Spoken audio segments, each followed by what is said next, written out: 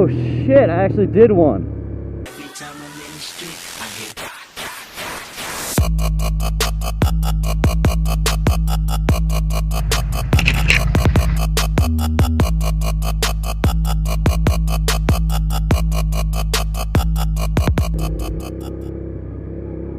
So today I've just been pretty much riding around, actually looking for a spot to do wheelies. I had two in mind. One of them ended up being way too populated, and the other one was actually where I took the MSF course, but there was an LSU game, a baseball game going on, so once again there were way too many people there. Don't want everyone to get to see me bust my ass. Alright, so I'm pretty much going to show you guys around the bike, let you know the first steps of doing a wheelie. I don't think I've shown this in any videos, so no, it's not perfect, but that's what you get when you buy used on a budget. So this is what we're working with. I see it's plugged into the battery tender, just to make sure we have no problems there. And pretty much as I was riding around looking for spots to learn how to do wheelies, I was on pretty much a closed off road, and I just happened to get it up once and realized that was a good spot to do wheelies, so I continued to practice there for about 20-30 minutes in a day, and I pretty much learned how to pop it up just a little bit. I already mentioned that I'm no expert, but I thought I'd give you guys little tips on what worked for me, just in case you're having some trouble getting your wheel off the ground for the first time. Before I tell you anything, I just want to give you the disclaimer that if you are working on a Suzuki sv650, you should be careful not to wheelie it for more than, let's say, 7 seconds, because the way the engine works, it starves it of oil, and obviously that's really, really bad for the motorcycle. This is especially problematic if you're working on a first-generation motorcycle. So, which I am, but I'm not going to keep it up for more than 7 seconds. So that being said, the first thing you should know is what speed you're going, or more so what RPMs that you should be at. Really, when I was doing these, I didn't really pay attention to the gauge itself. I just worked off more of a feel, but looking back on my footage, I saw that I was generally right above 4,000, maybe 5,000 RPM in second gear. This will put you at about 20-25 miles per hour. So that's a good gauge of where you should be starting.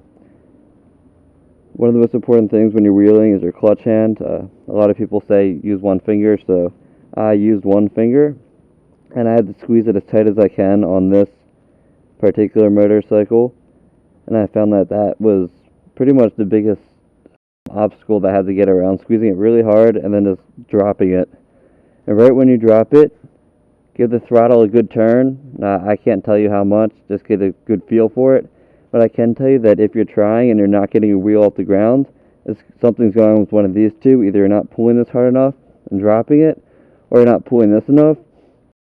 If you've been trying and you haven't lifted your wheel off the ground in a while, I can pretty much promise you that turning it a little hard is not going to flip the motorcycle over, because that's probably why your wheel's not coming off the ground in the first place. Also, when you do this, make sure that you are covering your rear brake, just in case it does come up high. You can control the motorcycle by pushing this back down. So now I'm going to show you guys how many times I failed, just over and over, just repetition until I could actually get it up.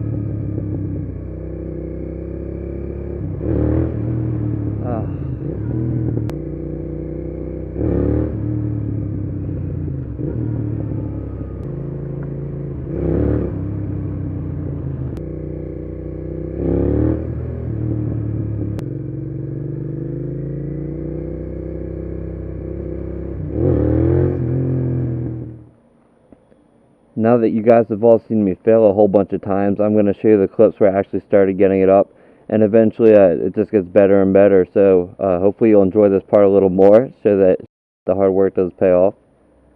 So enjoy.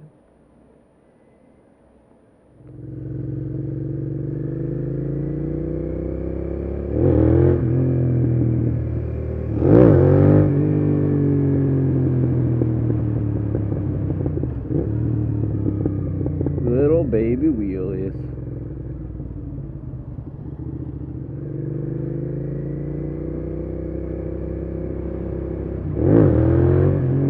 Yes!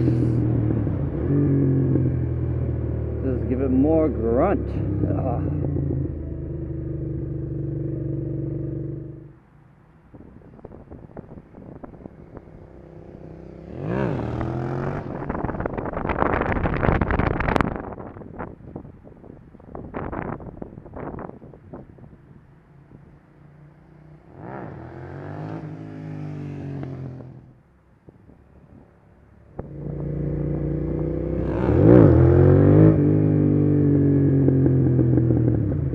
That was a pretty good one.